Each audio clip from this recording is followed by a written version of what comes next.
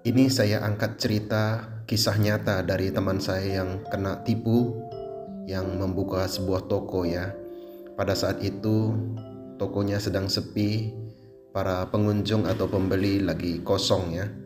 Maka aksi penipuan pun dilakukan oleh seseorang yang datang terburu-buru. Waktu itu siang hari ya. Maka saat ditemui teman saya ini, si penipu ini pun kelihatan seperti sedang capek ya, letih berjalan jauh, dan dia bercucuran keringat ya, mungkin sudah berjalan jauh, kelihatan dari keringatnya yang membasahi pakaiannya.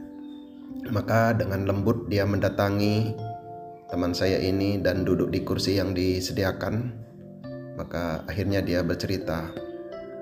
Dia mengatakan, "Oh, kamu pasti lupa saya ya. Saya sebenarnya 6 bulan lalu banyak belanja ke toko kamu ini. Tapi saya ini sedang buru-buru. Saya sudah cari ke sana kemari tadi. Dan saya teringat kamu. Kamu pasti bisa tolong saya. Saya sedang perjalanan dengan istri saya.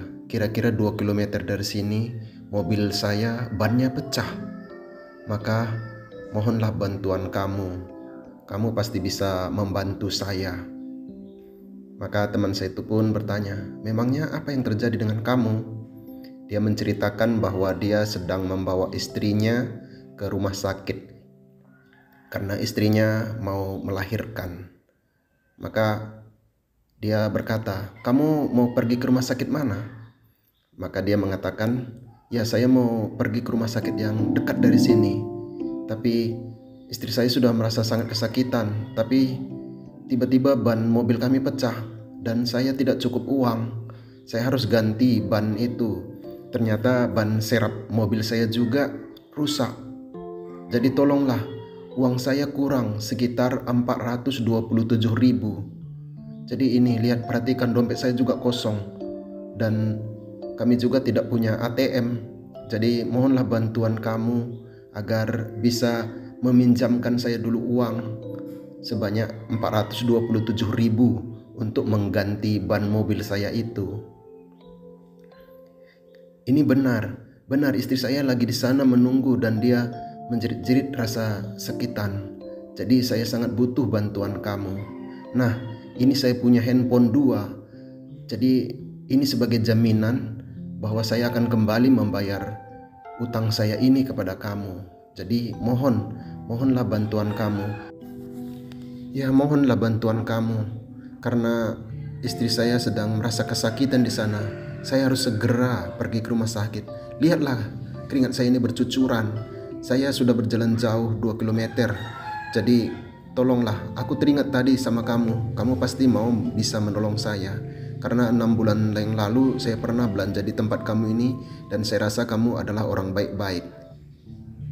Maka teman saya itu karena merasa kasihan memberikan uang sebanyak 427.000 sesuai dengan permintaan si penipu tersebut. Maka akhirnya dia pun memberikan uang sebanyak 427.000. Dan si penipu tersebut meninggalkan kedua handphonenya. Teman saya sempat bilang, "Nggak usahlah, nanti kamu bagaimana kalau nggak ada handphonemu?" "Iya, memang ini saya hanya punya handphone yang jadul seperti ini. Saya tidak bisa beli handphone yang mahal. Dan istri saya itu memegang satu handphone Android.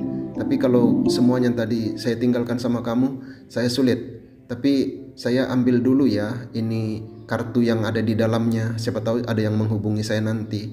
Tapi handphone ini saya tinggalkan kepada kamu agar waktu saya mau bayar kembali utang saya nanti, saya bisa ambil lagi kembali handphone ini. Handphone ini sebagai jaminan bahwa saya memang, jadi saya saat kembali nanti saya bisa beri kamu uang pinjaman saya ini. Jadi sebenarnya saya hanya minjam ini. Terima kasih banyak sekali."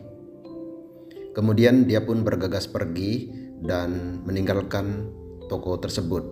Dan akhirnya setelah beberapa waktu kemudian teman saya perhatikan handphone itu, berusaha untuk menghidupkannya, tapi ternyata handphone itu adalah handphone yang sudah rusak dan kelihatannya tidak bisa lagi diperbaiki.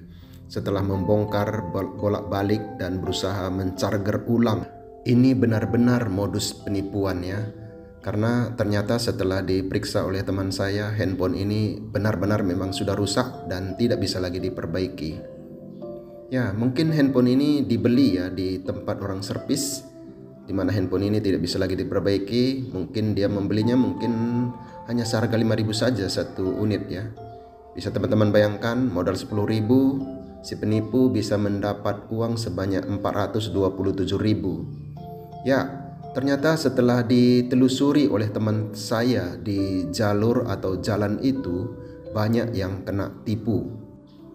Terima kasih, nantikan video-video saya selanjutnya.